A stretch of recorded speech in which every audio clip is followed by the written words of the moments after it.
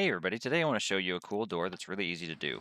Normally I don't do doors, but this one is one of my favorites and it's super easy to do. So rather than do some of the more difficult designs, I want to show you a 3x3 simple door that you can do on your Survivor world that's really easy to do.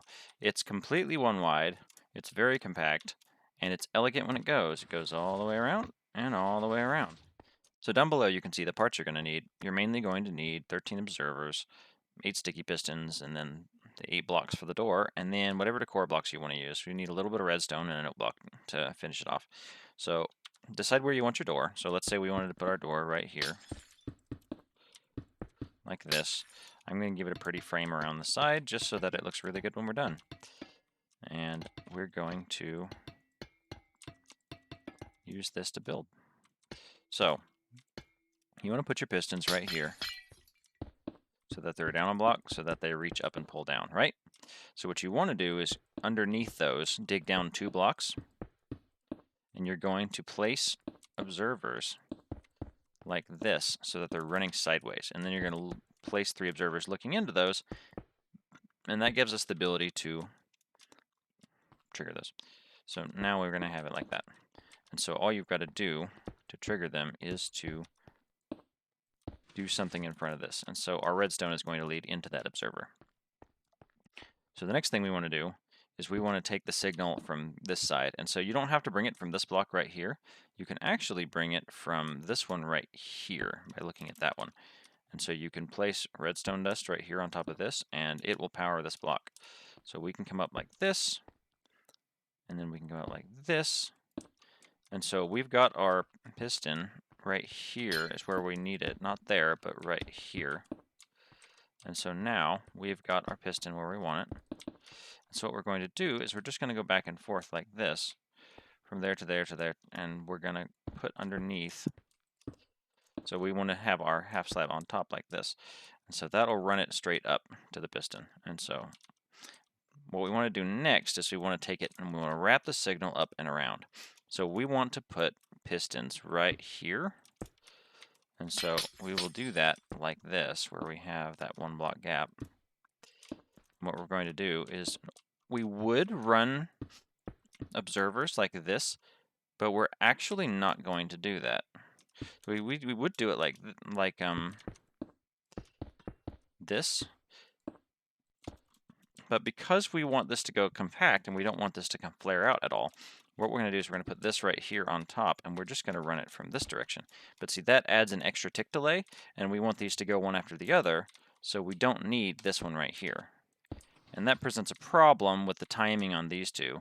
And so to allow us to power this one with only 1 observer, we're going to need to power this in a way that doesn't also power this one. And the cleanest way to do that is to put a note block right there. If you don't want to make any noise, put something on top of it. It'll be quiet. But that will be enough to give you the timing that you're looking for. Okay, and so let's go and let's wire this up. So what we're going to do is we're going to take this and we're going to bring this upward like this. And because we need to power this one instantly, we can actually place a block in here. And when we put our redstone dust right here, it's going to lead into this block and power this one. And so we've already done this one, so this one's done. And so now we just need to go upward. And so what we can do is we can put it right here. And we need to go way upward because we really don't want to power this one.